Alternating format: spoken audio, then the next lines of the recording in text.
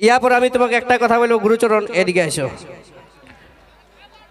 কোন জিম যাইও বলো না, আমি ওই জিমটা জয়েন করব। নকি দাদা বডিটাটুকু বানাতে হবে। এই এই আলাদা ব্রিটিশরা দেখবার তোমার শখ হয়েছে নাকি? আর ঘুরে গান পেলে করে দিছ।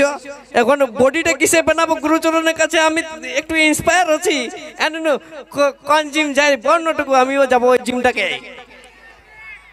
আমাদের যে গ্রামের মানুষ খালি কোদাল চালালে বডি হয়ে যায়, কোনো জিম যাওয়ার দরকার নাই। এ বাপ, এটা কোদাল চালা বডি পড়ে, এটা কোদাল চালা বডি। ঠিক আছে, আমি মোবাইল চালাই, বডিটা এটাই ঠিক আছে নাকি? বডিটা না বাড়ুক, ভুটিটা তো বাড়ছে নাকি দাদা? গুরুচরণ এদিকে আয়। এমন তুইও ধোকা খাইছি রে। তার আগে কটা গার্লফ্রেন্ড ছিল একটু বলে দে। দেখো আমি একটা জিনিস বলবো, যে আমি ওই রাস্তায় চলে নেই যে রাস্তায় কাটা চলে। তো এই গার্লফ্রেন্ড বয়ফ্রেন্ড জিনিসটা একদম ফালতু, যেটা আমি জানি।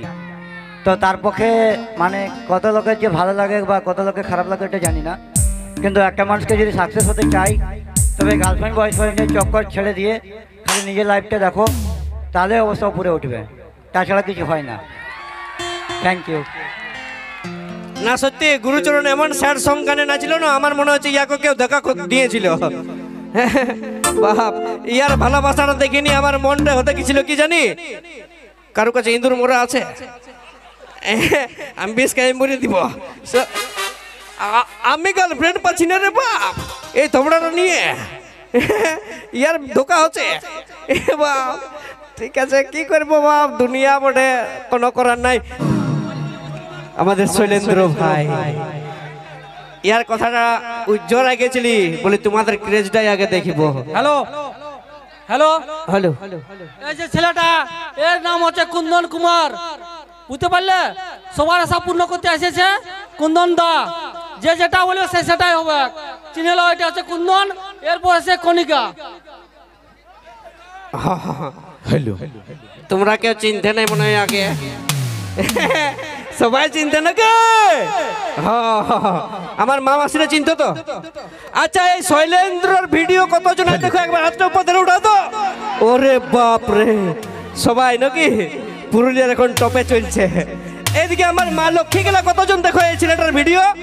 আরে বাপ রে, আমার মা লক্ষ্মী গেলা থেকে আমার বান্ধবী গেলা বেশি আছে নাকি? এ দিদা হাত উঠাইছে, শৈলেন্দ্র দিদা হাত উঠাইছে, হাত দিদা হু হু দিদা হাত উঠাইছে, মানে দিদাও তোর ভিডিও দেখে, বুঝতে পারছি না। এ দিদা তুমিও ধোকা খাইছিলে নাকি গো?